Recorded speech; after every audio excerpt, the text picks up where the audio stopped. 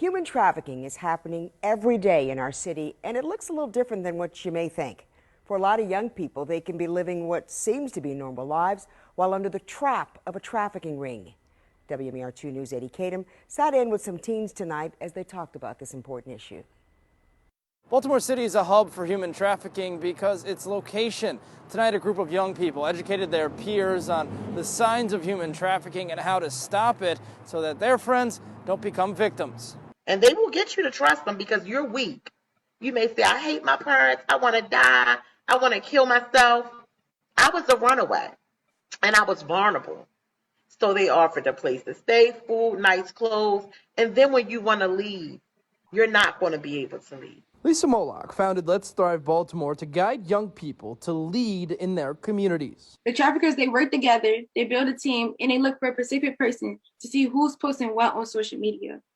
Once they see your social media, they'll then look to see what you're posting, see where you're at, your location, and to see what you're posting and comment. You start to feel comfortable.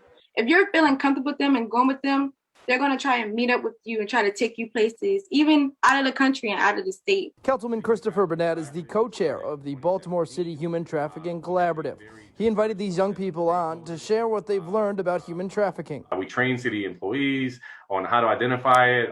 We've worked on a number of pieces of legislation to make things better in the city of Baltimore. We've launched the Human Trafficking Grant Fund, which, shout out to Let's Thrive Baltimore, received funding this year. If you have a homegirl or a friend and she come to school with a tattoo and she got all these expensive things like shoes, cars, clothes, but you're not used to seeing her coming to school like that with all these fancy things, even though they may be consent to the traffickers, if they try to leave the traffickers, may threaten their lives or families. Angelia Wilson is just 15 years old, and she shared how she almost became a victim of human trafficking just a few months ago. Because a brand DM'd me saying that they wanted me to be a part of their brand.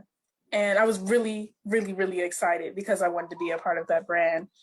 And because I knew about human trafficking, I went straight to my mother and I asked her about if she knew this brand or if she could search it up for me.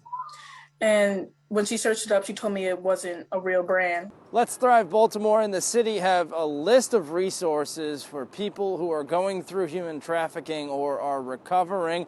For that list, you can head to our website, WMAR2news.com. In downtown Baltimore, I'm Eddie Kadam.